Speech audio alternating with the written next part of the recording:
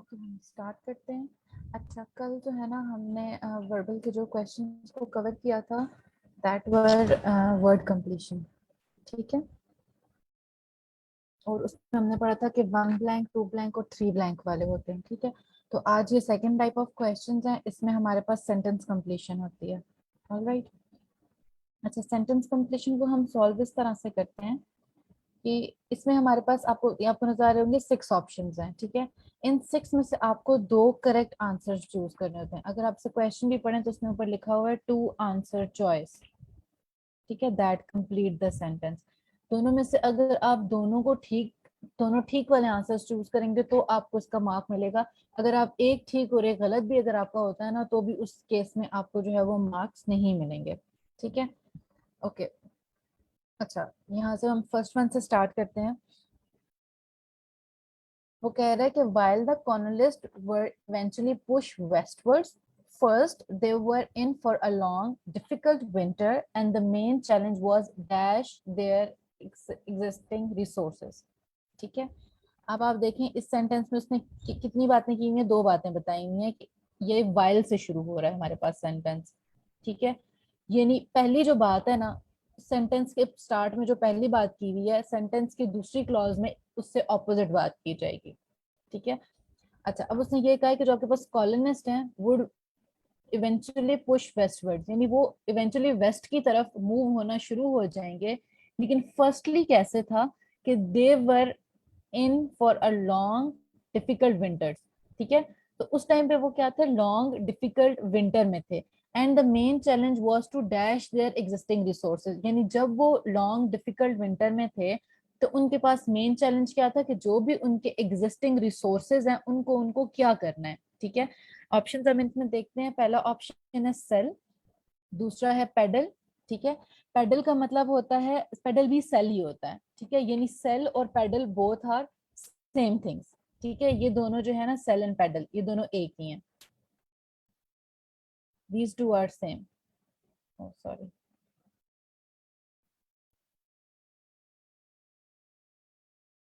ठीक है, this and this, these two are same.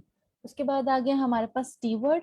Steward का हमारे पास वैसे अगर आप जनरली स्टीवर्ड का मतलब देखें ना, तो ऐसे बंदे को कहते हैं जो कि फ्लाइट अटेंडेंट्स वगैरह जो होते हैं, जो लुक आफ्टर करते हैं।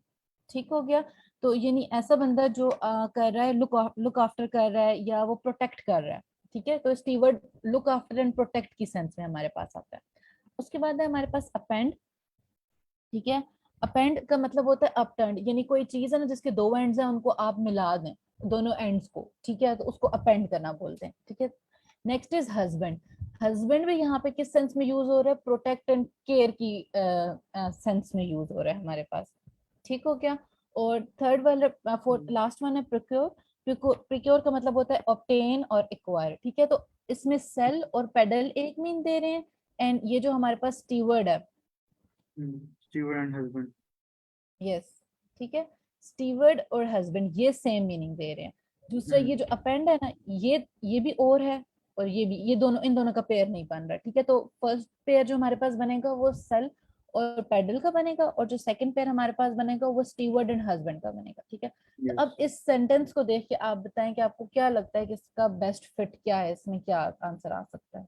तो इसमें स्टीवर्ड और हस्बैंड ही आएगा। उसकी वजह ये है कि डिफिकल्ट विंटर था, तो उन लोगों को ना मैनेज करने अपने रिसोर्सेज ना, जो उनके पहले पड़े हैं, तो मैनेज और प्रोटेक्ट की सेंस में आएगा। तो हस्बैंड और steward is the correct answer. Yes, ठीक हो गया, यानी इसमें उन्होंने उन्हें जब लॉन्ग विंटर से तो उन्होंने अपने रिसोर्सेज को क्या करना था, प्रोटेक्ट एंड मैनेज करना था। ठीक है, तो इसलिए हमारे पास जो एग्जैक्ट इसके साथ वर्ड आ रहा है that is steward and husband.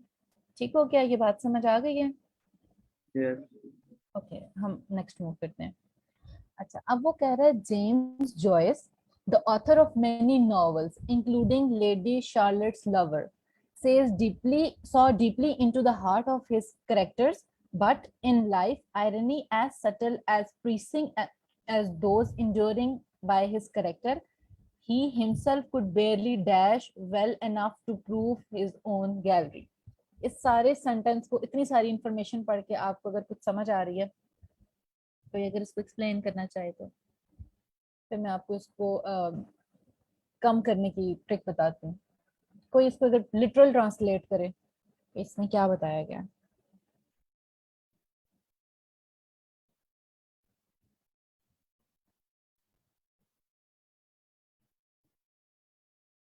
अच्छा ओके।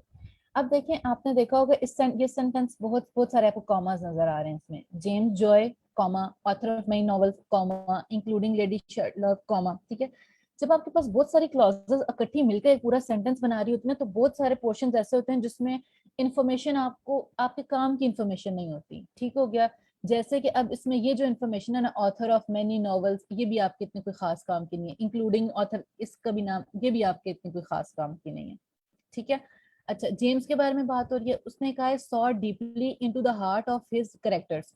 ठीक है, उसके जो कैरेक्टर्स थे, ठीक है, जो उसने नॉवेल्स में लिखे थे, ठीक है, उसमें अगर डीपली आप उन कैरेक्टर्स को स्टडी करें ना, उसको उसने देखा, ठीक है, but in a life irony as subtle as yet pricing.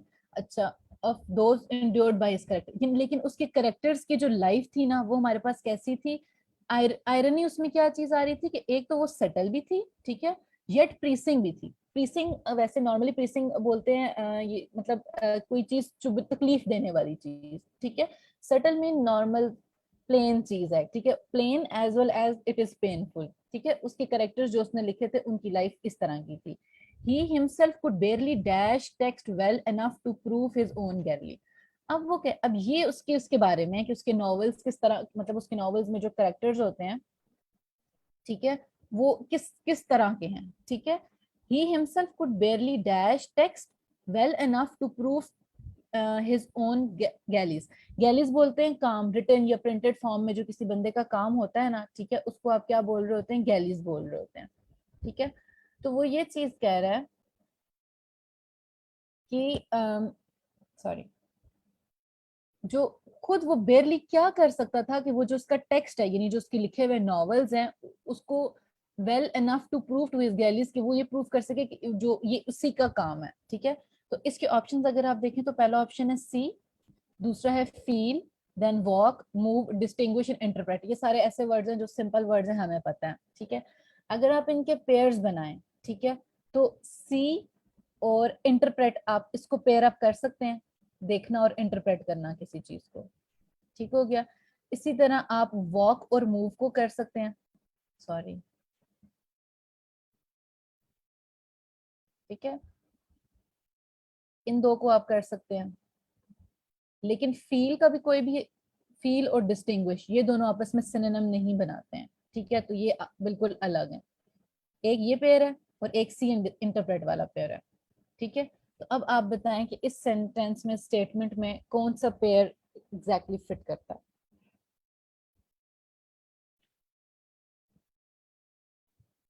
C interpret. Explain करेंगे सर इसको?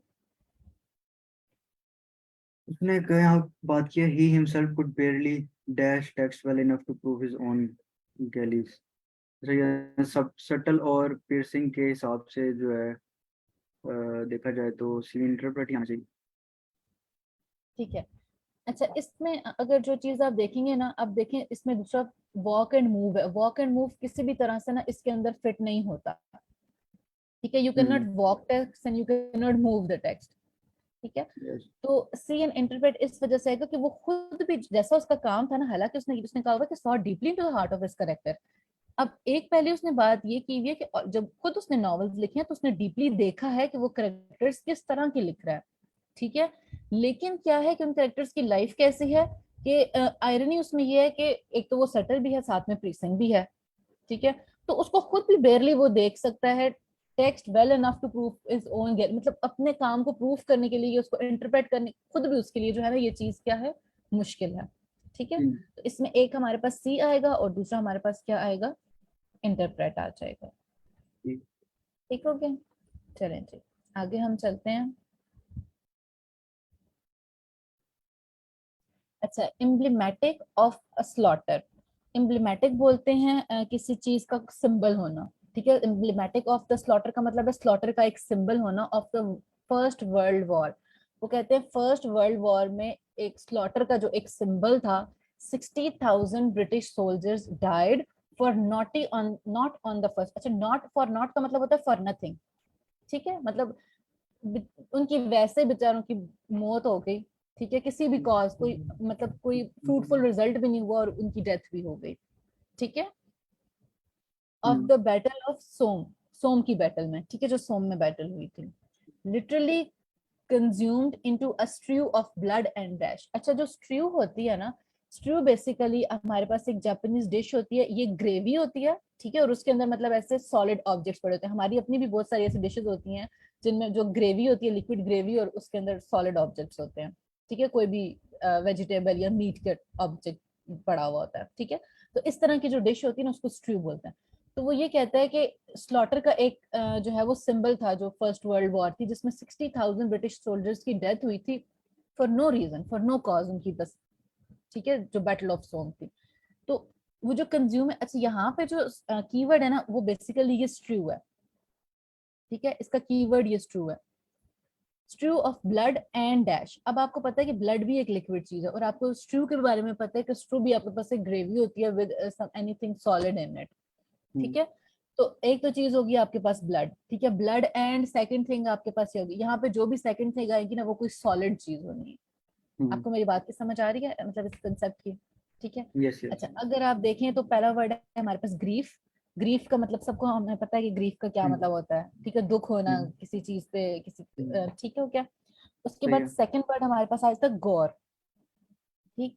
गौर जो होता है ना, गौर का मतलब होता है बहुत ज्यादा, आपने ये एक्शन मूवीज देखी होंगी, उसमें जब बहुत मार कुटाई हो जाती है ना, तो उसके बाद फ्लैश एंड ब्लड के बहुत सारा वो होता है, ठीक है। तो गौर बेसिकली जिसे कहते हैं कि थिक ब्लड जो आपका वुंड्स में से निकल रहा होता है ना, फ्लैश के साथ मिक्स हुआ हुआ, ठीक है, उसको आप गौर बोलते हैं, ठीक है। उसके बाद स्टील है, स्टील का आपको पता है स्टील, नॉर्मल जो यस। स्टील होता है, ठीक है। देन बुलेट्स, ठीक है। देन कार्नेज, कार्नेज बोलते हैं बहुत ज्यादा डेड बॉडीज एक जगह पे पड़ी हुई हैं, ठीक है। And then is anguish, anguish is also grief, severe mental and physical pain जो होता है, ठीक है। तो इसमें आपके पास ग्रीफ और एंग्विश एक पेयर ये बना रहे हैं, एक पेयर। ठीक है। एंड गौर और कार्नेज एक पेयर ये बना रहे हैं, ठीक है। स्टील और बुलेट आपके पास नहीं जा रहा, ठीक है। तो इसमें अब आप ठीक है। मुझे देखिए बताएं कि ब्लड के साथ कौन सा वाला सिनोनिम मैच करेगा। गोर एंड कार्नेज। यस, देखिए ग्रीफ और एंग्विश कोई भी जो सॉलिड चीजें नहीं है, ये एक मेंटल स्टेट है। ग्रीफ भी इंसान को क्या होता है, इंटरनली होता है, एक फीलिंग है ये, ठीक है। और एंग्विश जो होता है ना, वो भी आपके पास या तो फिजिकल पेन है या मेंटल लेथार्जी आप जिसको कह सकते हैं, वो चीज है, ठीक है। लेकिन हमारा कीवर्ड यहाँ पे स्ट्रू है, ठीक है। तो स्ट्रू के अकॉर्डिंग एक तो यानी अब आप दो चीजें होंगी, एक लिक्विड एंड एक सॉलिड, तो ब्लड आपके पास एक लिक्विड चीज आती है, बाकी ये गौर और कार्नेज यानी डेड बॉडीज, दोनों को आप डेड बॉडीज की सेंस में ले सकते हैं कि ह्यूमन के जो बॉडी पार्ट्स हैं वो कटे हुए पड़े हुए हों, sort of things like that, ठीक हो गया। तो इसमें हमारे पास जो चीज आएगी वो क्या आएगी, गौर एंड गार्नेज, कार्नेज, ठीक है, समझ आ गई है। तो हम फिर आगे मूव करते हैं। नेक्स्ट में वो ये कह रहा है कि 40 years ago anthropologists firmly believe that Netherland, क्या लिखा हुआ है ये, Netherland, I don't know how to pronounce it, whatever, ठीक है। And modern homo sapiens never mated, ठीक है। यानी 40 years ago एंथ्रोपोलॉजिस्ट जो थे वो ये कहते थे कि इन दोनों जो स्पीशीज है ना, इनकी मेटिंग कभी भी नहीं हुई, ठीक है। बट लेकिन अब आपके पास यहाँ पे चीज आ गई है बट, ठीक है। तो इट्स मीन जो नेक्स्ट बात है ना, नेक्स्ट स्टेटमेंट है, वो पहली वाली स्टेटमेंट को कॉन्ट्रडिक्ट करने वाली है, ठीक है।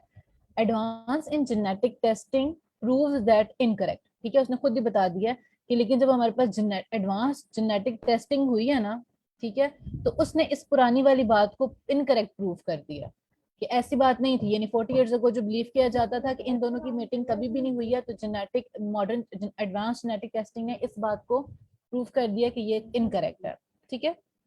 Such is the dash nature of science, ठीक है। तो ये साइंस की कैसी नेचर है, अब आपने जो साइंस की नेचर है ना, ये इस कीवर्ड को देख के बताना है कि एडवांस जेनेटिक टेस्टिंग जो है ये कैसी साइंस की नेचर है, ठीक है। तो फर्स्ट वर्ड है हमारे पास फ्लैशेस, ठीक है। फ्लैशेस का मतलब होता है कि बेस्ड ऑन मिस्टेकन बिलीव्स, यानी कोई चीज गलत होना, किसी गलत चीज पे बिलीव होना। जैसे ये जो पहले वाला बिलीव था ना, ये फ्लैशेस बिलीव था, ठीक है। उसके बाद इवॉल्विंग है, इवॉल्विंग आपको पता है इमर्जिंग होता है। देन इज काउंटर फैक्चुअल, ठीक है। काउंटर फैक्चुअल का भी मतलब होता है कि ऐसी चीज को एक्सपीरियंस करना या ऐसी चीज को एक्सप्लेन करना जो पहले नहीं हुई थी, ठीक है। Then we have advancing, advancing is also evolving, emerging, ठीक है। एंड देन इज वेसिलेटिंग, ठीक है। वेसिलेटिंग का मतलब होता है कि दो चीजों के बीच में, दो ओपिनियंस के बीच में आपने जो डिफरेंशिएट किया, वो आप उसको वेसिलेट कह सकते हैं, ठीक है। तो आपके पास ये जो फ्लैशेस है और ये जो काउंटर फैक्चुअल है, एक पेयर आपके पास ये है, दूसरा पेयर है आपके पास इवॉल्विंग और एडवांसिंग का, ठीक है। और ये दोनों आपस में कोई पेयर नहीं बना रहे, अनडिटरमाइनेबल, डिटरमाइन जो नहीं किया जा सकता, अनडिटरमाइनेबल इज दैट थिंग, ओके। तो अब आप देख के बताएं कि जो अभी एडवांस जेनेटिक टेस्टिंग है, ठीक है, ये साइंस की कैसी नेचर है? क्या ये फ्लैशेस है या फिर ये इवॉल्विंग है? इवॉल्विंग। यस, ठीक है, बिकॉज साइंस इवॉल्व हुई है। कि पहले ये जो बिलीव है ना, ये ऊपर वाला, ये फ्लैशेस है, दिस इज रॉन्ग बिलीव। लेकिन इवॉल्विंग नेचर ऑफ साइंस की वजह से आपको पता चल गया कि ये गलत था, ठीक हो गया। तो इसमें हमारे पास जो करेक्ट आंसर है ना, that is evolving and advancing, ठीक है। क्लियर हो गया ये? यस आपको मैम। ये समझ आ रही है कि आंसर हम कौन सी वाली स्टेटमेंट को देखें? अगर हम पहली स्टेटमेंट को देख रहे होते ना, तो फिर फ्लैशेस एंड काउंटर फेशियल हमारा आंसर होता। लेकिन actually we are talking about this, blank is talking about this advance in genetic testing, ठीक है। ये साइंस की आपने बताना है, ये कौन सी वाली नेचर है साइंस की, ठीक है। यस। तो ये चीजें आपको ध्यान रखनी है कि इस तरह के स्टेटमेंट्स में आपके पास इवन जो दो पेयर ऑफ सिनोनिम्स गिवन होते हैं ना, अगर आपकी अंडरस्टैंडिंग करेक्ट नहीं है तो आप जज नहीं कर पाएंगे कि कौन सा पेयर ऑफ सिनोनिम इसमें यहाँ पे करेक्टली इसको असाइन किया जाएगा, ठीक हो गया। चलिए चलिए आगे देखते हैं। वो कह रहे हैं, a daily routine of responding to lobbyists and exchanging polemics with intransigent political opponents seemed at odd with the president's dash tendencies। ये स्टेटमेंट पढ़ के आप स्टेटमेंट की समझ आई है आपको? सिंपल स्टेटमेंट है, मुश्किल नहीं है इसमें। इसके मैं मीनिंग्स बता देती हूँ आपको। लॉबीज जो होते हैं ना, ठीक है, लॉबीज बेसिकली आप उन लोगों को बोल रहे होते हैं जो प्रैक्टिस कर रहे होते हैं लॉ में आने की, ठीक हो गया, ठीक है। और पॉलिमिक जो है ना, पॉलिमिक आप बोलेंगे डायट्राइब को, यानी ज्यादा बोलने वाले। Yes, exchange, exchange of harsh conversations, ठीक हो गया, यस। डायट्राइब, रेप्रिमांड, ठीक हो गया। और इंट्रांसिजेंट, इंट्रांसिजेंट आप एक ऐसे बंदे को कहते हो जो अपना ओपिनियन नहीं चेंज करता। तो इंट्रांसिजेंट पॉलिटिकल ओपोनेंट्स वो ओपोनेंट्स हैं जो अपने ओपिनियन के ऊपर इतने स्ट्रिक्टली खड़े हुए हैं कि वो आपकी बात सुनने को तैयार नहीं है, ठीक है। तो इस स्टेटमेंट को अगर आप ट्रांसलेट करें,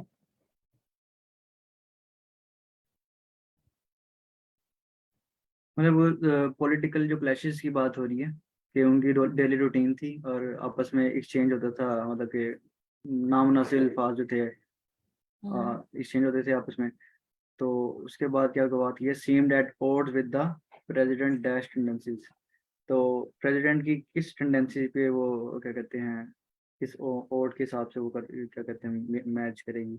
तो हम देख लेते हैं कि क्या क्या बन रहे हैं इसके हिसाब सीम्ड एट ऑड का मतलब हो गया यानी वो से। Opposite challenging. है, ठीक है। Hmm. Seemed at odd is basically yes. ये जो चीज है ना, यानी ये जो दोनों पॉलिटिकल पार्टीज ओपोनेंट्स हैं, ठीक है, इनकी ये जो डायट्राइब आपस में एक्सचेंजिंग जो उनकी कन्वर्सेशंस हैं, ठीक हो गया, ये बेसिकली ऑपोजिट है प्रेसिडेंट की डैश टेंडेंसीज के, ठीक है। तो हम देखते हैं कि प्रेसिडेंट के पास कैसी टेंडेंसीज हैं, ठीक।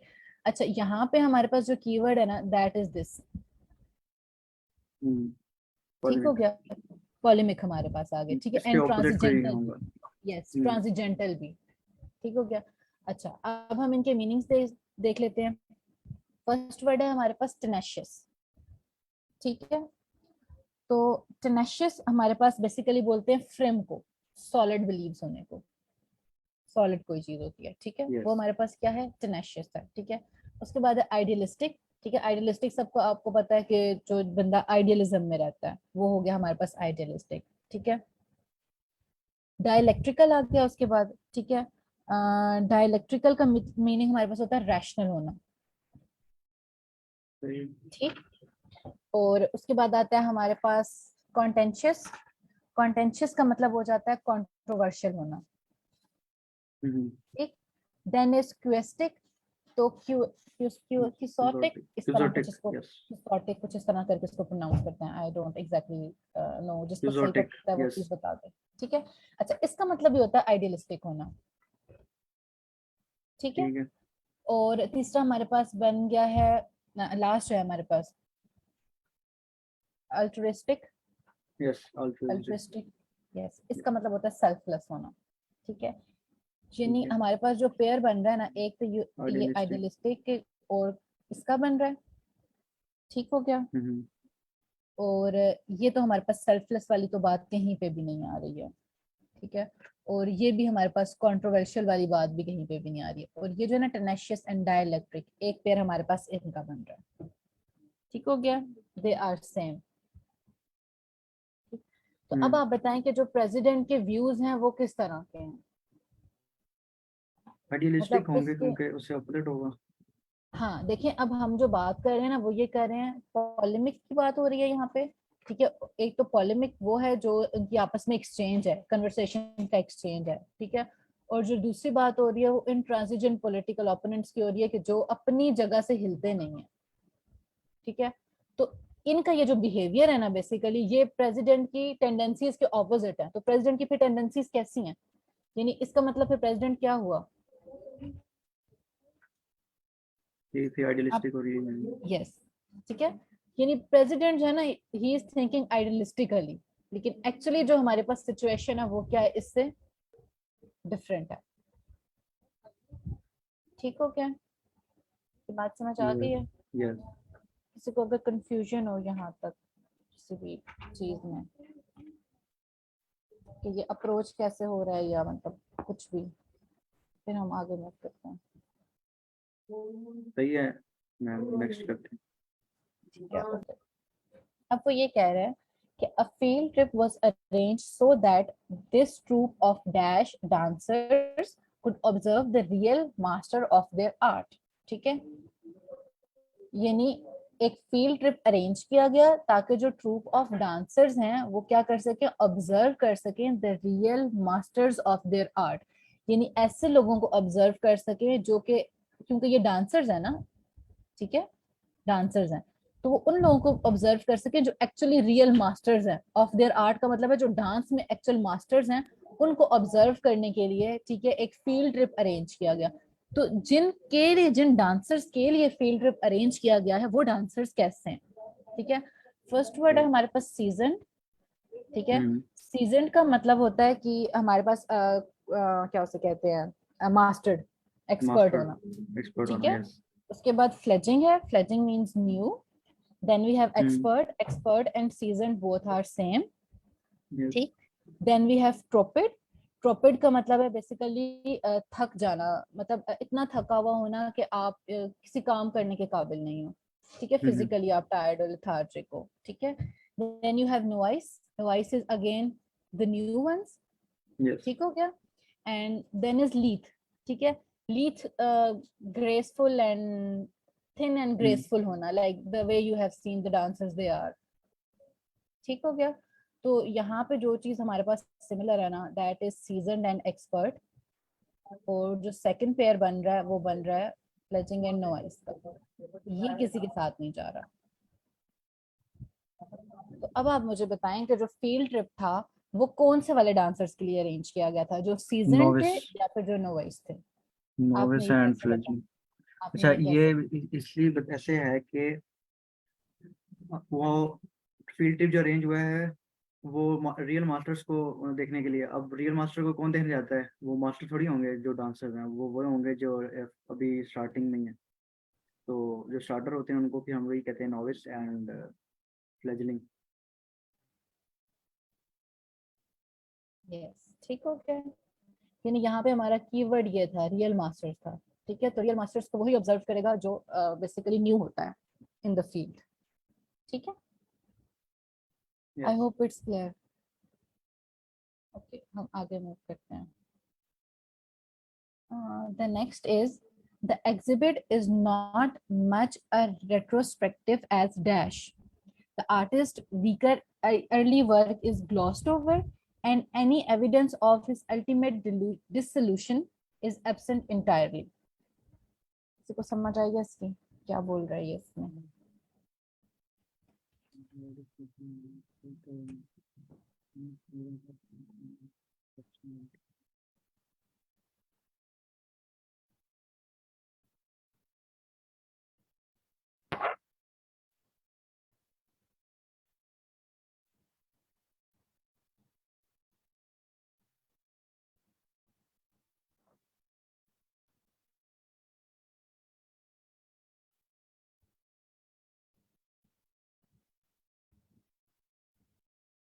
अच्छा, उबैद ने पूछा हुआ what is the answer of question 5. हम क्वेश्चन 5 को दोबारा देख लेते हैं इसके बाद. समझ आइए या मैं बताऊं? मैं इसको एक्सप्लेन कर देती हूँ. अच्छा चलो मैं मीनिंग्स बता देती हूँ. एग्जिबिट आपको पता है किसी एग्जीबिशन वगैरह की बात हो रही है, ठीक है. रेट्रोस्पेक्टिव आप ऐसी चीज को बोलते हैं जो कि कुछ पास्ट इवेंट्स को बता रही होती है, या मतलब इसको हम मैं आपको बता देती हूँ, इसको आप देखें रेट्रोस्पेक्टिव. एक मिनट देख लेते हैं. ठीक है. Looking back to events that took place. ठीक हो गया. रेट्रोस्पेक्टिव आप एक ऐसी चीज को बोलते हैं. ठीक. अच्छा, उसने कहा है कि अब आपके पास जो एग्जिबिट हुई है ना, वो रेट्रो इतना कोई रेट्रोस्पेक्टिव नहीं था. Not so much a retrospective नहीं था एज डैश. ठीक है. The artist weaker work was glossed over. Glossed over का मतलब होता है छुपा देना, कवर अप कर देना. यानी आर्टिस्ट का जितना भी वीकर वर्क था ना, ठीक है, उसको कवर अप कर दिया गया. ठीक है. And any evidence of his ultimate dissolution was absent entirely. Dissolution आप बोलते हैं कोई भी ऐसी डिस्कम्पोजिशन आप कह सकते हैं. ठीक है. यानी ऐसा काम उसका जो अच्छा नहीं था, जो खराब काम था, वो इंटायरली वो था ही नहीं. अब ऐसा तो नहीं पॉसिबल कि किसी आर्टिस्ट का पहले दिन से लेके आखिरी दिन तक सारा ही काम परफेक्ट हो. ठीक है. लेकिन इस आर्टिस्ट के जो है ना, जो वीकर वर्क था उसको भी ग्लॉस्ड ओवर कर दिया गया, हाइड कर दिया गया. ठीक है. और जितने उसके डिसोल्यूशन थे ना, वो तो बिल्कुल थे ही नहीं. ठीक. तो ये फिर जो रेट्रोस्पेक्टिव है ये किस तरह का होगा? ठीक. समझ आइए स्टेटमेंट की, समझ आइए.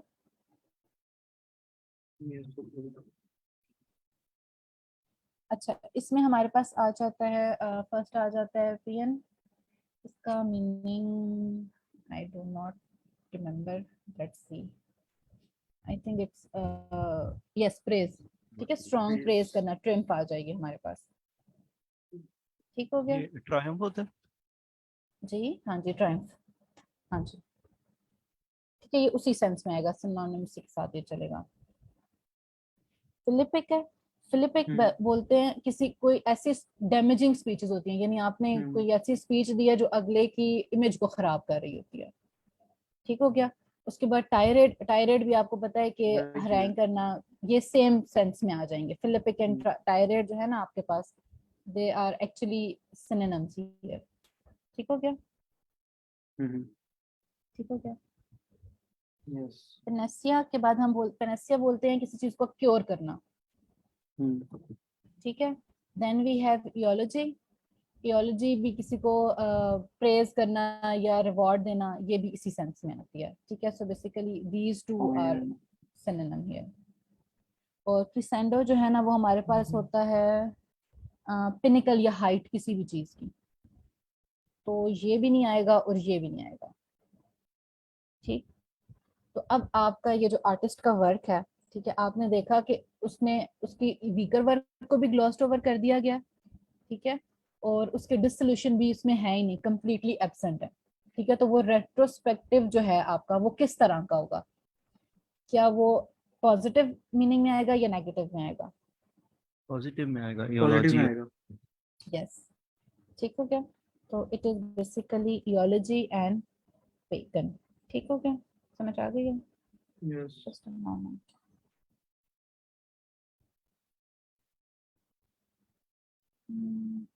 Give me a second, please.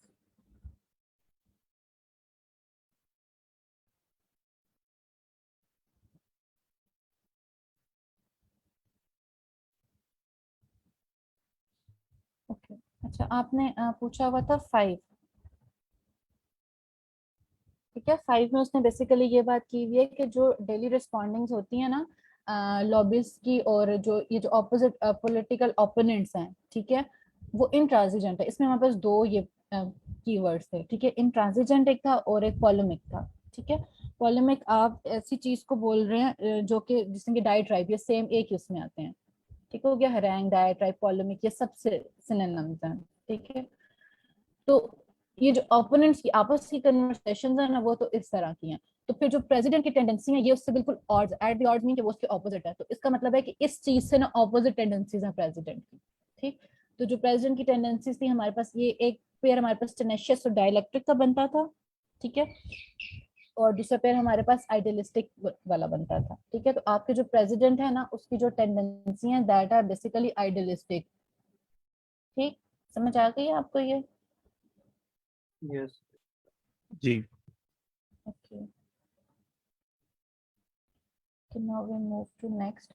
अच्छा, वो कह रहा है after a long hard practice in summer sun the players were visibly dash. ये बिल्कुल एक सीधी सीधी स्टेटमेंट है, इसमें कुछ भी वो नहीं है, ठीक है, कुछ भी ज्यादा समझने वाली है इस तरह की चीज नहीं है कि लॉन्ग हार्ड समर के बाद प्लेयर्स जो थे वो विजिबली क्या होंगे, ठीक है। तो सबसे पहले आता है हमारे पास फ्लैगिंग, ठीक है। फ्लैगिंग का क्या मतलब होता है? फ्लैगिंग इज थका हुआ, आई गेस, ठीक है। इसको देख लेते हैं, फ्लैगिंग, मार्क कर देना इसमें, टायर्ड। ठीक है, थका हुआ। फ्लैगिंग इज बेसिकली टायर्ड, ठीक। उसके बाद हेल आ जाता है। हेल आपको पता है, हेल हेल्दी होता है, हेल एंड हेल्दी, अच्छी पोजीशन में होना, ठीक होना, बिल्कुल, ठीक है। उसके बाद लिसम है। लिसम का भी मतलब है थिन एंड ग्रेसफुल। ऊपर अभी हमने एक वर्ड पढ़ा था, lithe, I guess, yes, this lithe and lissom, ठीक है। ये दोनों सिनोनिम्स हैं आपस में, ठीक है। ओके, नाउ वी हैव लोथसम, ठीक है। तो लोथसम का मतलब होता है हेटफुल होना, ठीक। विगरस, विगरस का भी आपको मतलब पता है, एनर्जेटिक होना, हेल्दी होना, ठीक है। और एनर्वेटेड का मतलब है कि सैप एनर्जी, यानी आप बिल्कुल ड्रेन्ड हो जाए, यस, राइट। ठीक। यस, तो बेसिकली फ्लैगिंग एंड एनर्वेटेड आपके पास ये सेम मीनिंग है, दैट यू ड्रेन्ड, ठीक है, एनर्जी का खत्म हो जाना। एंड हेल एंड विगरस आपके पास सेम मीनिंग है। और लिनसम एंड लोथसम ये कहीं भी किसी के साथ ये कोई पेयर नहीं बना रहे हैं, ठीक हो गया। तो ये तो बहुत सिंपल सा है कि लॉन्ग टायरिंग समर के बाद विजिबली प्लेयर्स आपके क्या हैं, they are flagging and enervated. Yes. समझ आ गई है ये? Is this clear? यस। ठीक है, तो ये हमारे पास आंसर बनता है इस वाले का।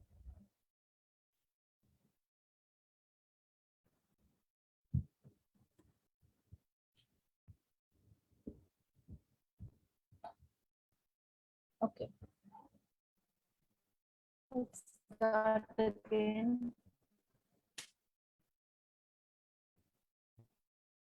नाइन्थ वाला देखते हैं, नाइन्थ में क्या कह रहा है। अच्छा, नाइन्थ में वो कह रहे हैं कि nothing evoked memories of her grandmother's house like dash a scent associated with holidays feast। ये तो सिंपल सी स्टेटमेंट है, इसको कोई एक्सप्लेन करे प्लीज।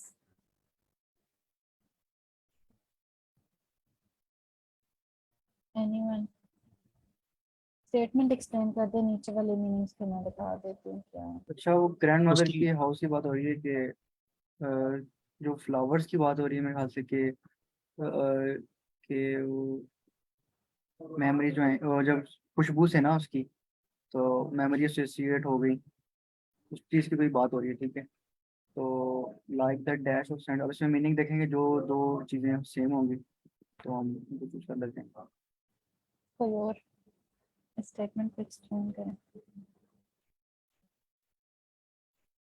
कोई भी ऐसी चीज नहीं थी जो उसके ग्रैंड मदर की मेमोरीज को उभारती थी, जिस तरह किसी सेंट की, जैसे उसकी एसोसिएशन उन्होंने हॉलीडे के साथ की है।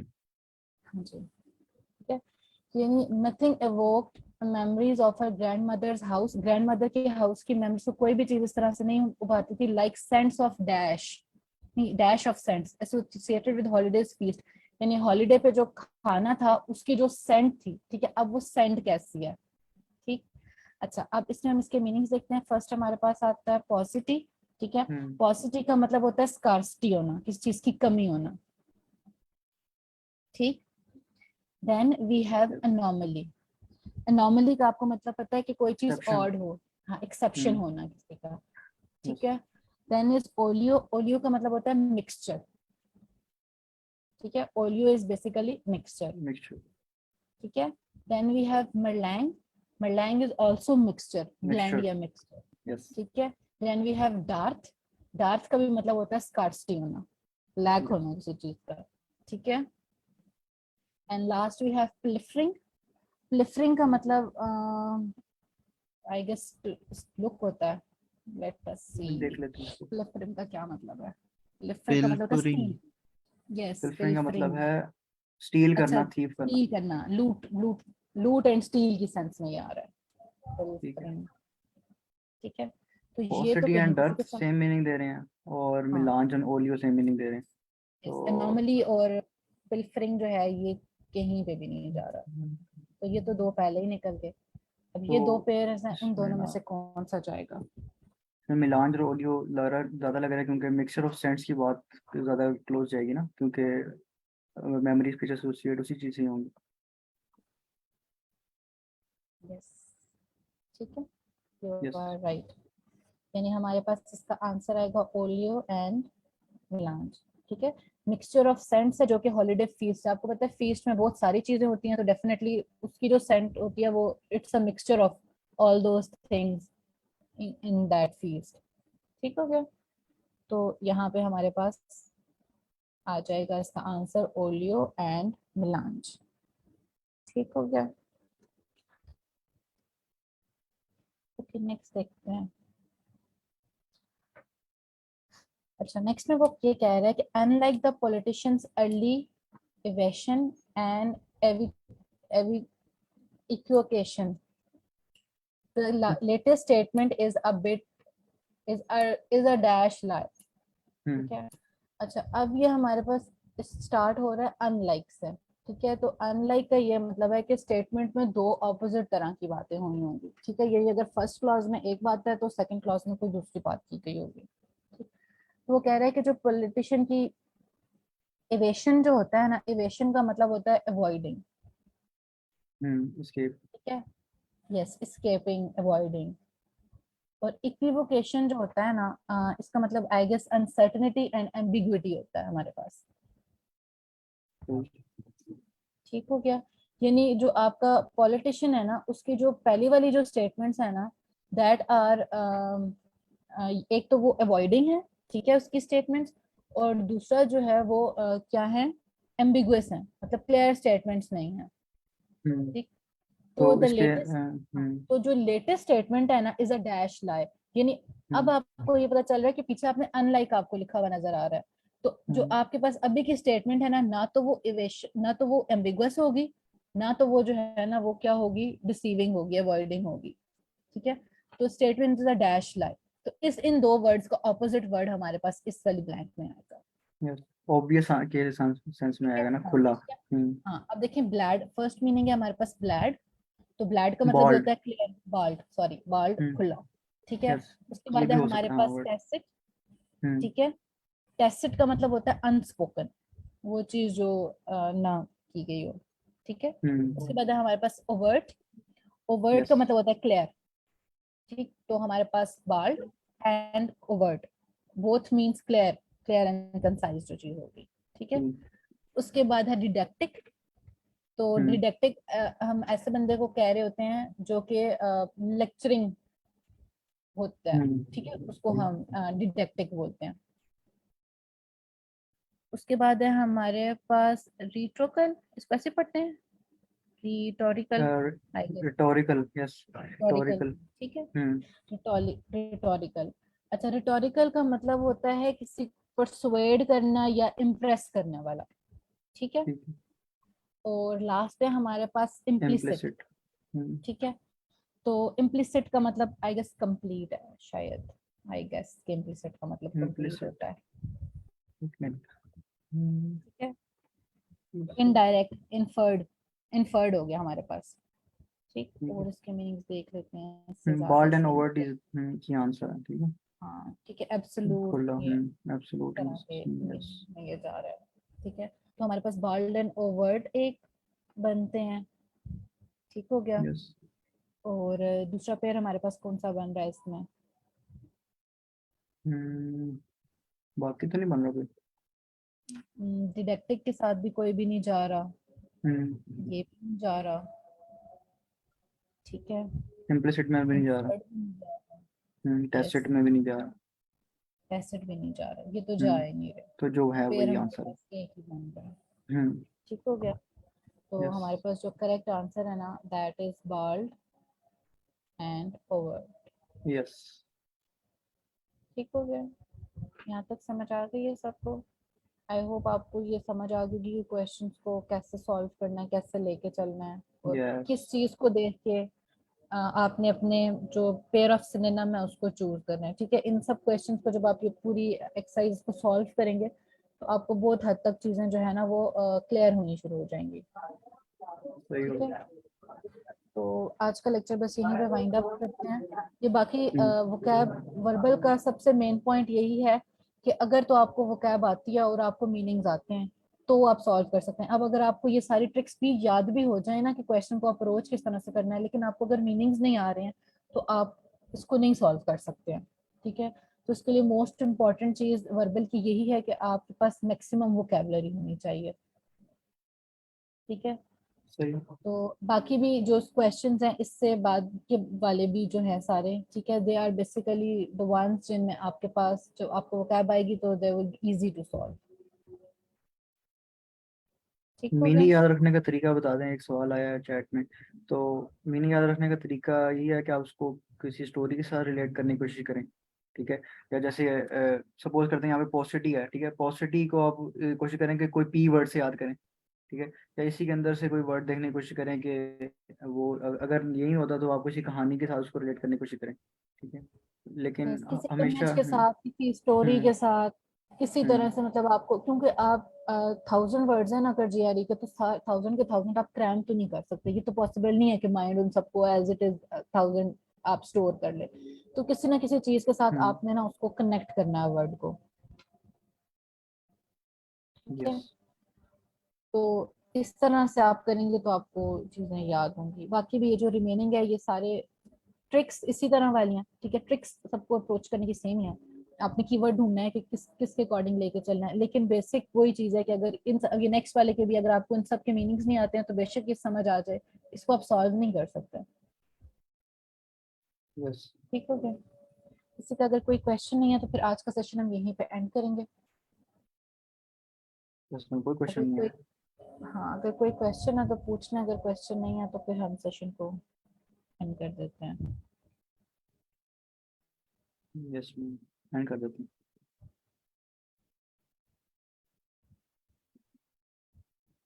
ओके, कल हम इंशाल्लाह देखेंगे जो हमारे पास है next, reading comprehension. Reading comprehension. ठीक है, बाकी ये इसके बाकी सब भी क्वेश्चंस इसी तरह के हैं।